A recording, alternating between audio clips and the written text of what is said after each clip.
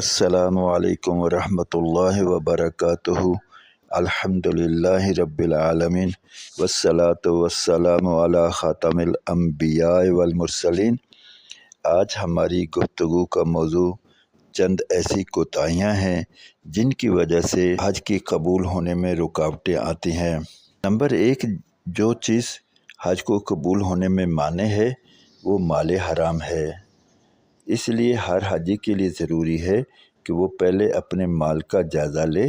اگر خدا نخواستہ حرام مال ہو، کسی کا حق مار کر حاصل کیا ہو تو اس کو واپس کرے۔ نمبر 2، نیت کی خرابی، یعنی شہرت وغیرہ کی نیت سے حج کرنا۔ حج میں نیت صرف اللہ رب العزت کو راضی کرنے کی ہونی چاہیے۔ شہرت اور مشہوری کی نیت اگر ہو تو عبادت بیکار ہے اور بے ثواب رہتی ہے۔ لہٰذا اپنی نیت کو شروع سے ہی ٹٹولیں، بار بار اسے درست کریں اور صحیح نیت کے ساتھ حج کے لیے تشریف لے جائیں۔ نمبر 3، فحش گفتگو، بد نظری اور بے حیائی۔ اللہ رب العزت نے قرآن پاک میں دوران حج خاص طور پر 3 چیزوں سے منع کیا ہے۔ جس نے حج کے مہینوں میں اپنے اوپر حج لازم کر لیا تو حج میں نہ فحش بات ہو، نہ گناہ ہو اور نہ جھگڑا ہو۔ نمبر 4، حج میں اصل ضرورت تقویٰ کی ہے۔ ہر قسم کے گناہوں سے مکمل پرہیز کیا جائے، کیونکہ گناہوں سے حج میں خرابی پیدا ہو جاتی ہے۔ نمبر 5، جھگڑا کرنا۔ حاجی کے لیے صبر و تحمل اور قدم قدم پر غصہ کا گھونٹ پینا، خلاف مزاج بات پر محض اللہ رب العزت کے رضا کے لیے صبر کرنا انتہائی ضروری ہے۔ واضح رہے کہ ذکر اللہ، طواف، نماز، بیت اللہ کو دیکھتے رہنے کا بلا شبہ بہت ثواب ہے، لیکن صبر کا ثواب ان سب سے زیادہ ہے۔ نمبر 6، حقوق العباد میں کوتاہی۔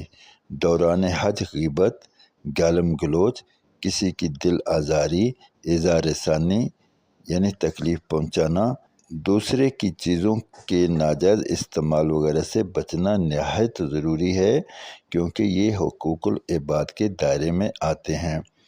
نمبر 7، جلد بازی اور گھبراہٹ۔ شریعت نے یہ تعلیم دی ہے کہ عبادت کے دوران طمانینت اور سکون کو اختیار کیا جائے، جلد بازی اور گھبراہٹ کے ذریعے اپنی عبادت کو خراب نہ کیا جائے۔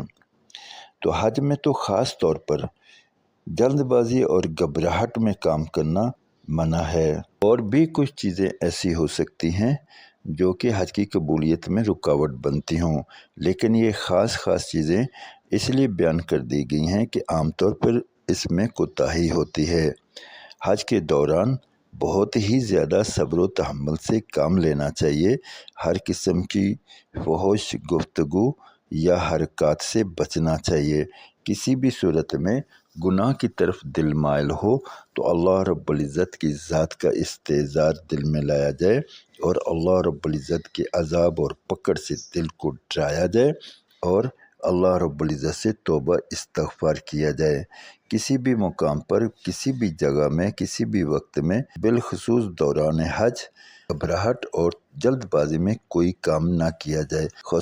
بالخصوص رمی جمرات کے موقع پر بہت احتیاط سے کام لیا جائے۔ ویسے تو ہر جگہ طمانینت سے ہی کام لینا چاہیے۔ حج کے جتنے اعمال ہیں اس میں سکون اور وقار کے ساتھ ان اعمال کو اختیار کرنا ضروری ہے۔ لہٰذا گزارش ہے کہ تمام حج پر جانے والے احباب اس کی بھرپور پریکٹس کریں اور یہاں پر صبر و تحمل کرنا سیکھیں، تاکہ وہاں جا کر ہم صبر و تحمل کا موقع ہم گنوا نہ بیٹھیں۔ گزارش ہے کہ ان باتوں کو اپنے دوست احباب، عزیز و اقارب تک پہنچائیں اور انہیں بھی اچھے انداز میں حج کرنے کی طرف متوجہ کریں اور انہیں اس بات کے لیے بھی تیار کریں کہ وہ دوسروں کو اچھے انداز میں حج کرنے کی طرف متوجہ کریں۔ اور بالخصوص جو حج پر جانے والے حضرات ہیں ان کے لیے ایک بہترین موقع ہے کہ اپنے ساتھیوں میں بہت ہی نرم مزاجی کے ساتھ اور احترام کے ساتھ ان باتوں کو بار بار دہراتے رہیں کہ حج کے دوران ہمیں کن کاموں میں لگنا ہے اور کن کاموں سے پرہیز کرنا ہے اور بچنا ہے۔ اگر ہم یہ کام کرتے رہیں گے تو انشاءاللہ العزیز اللہ رب العزت کے فضل سے اچھے انداز میں حج کر کے واپس آئیں گے اور اس کے اثرات بھی ہماری زندگی پر پڑیں گے۔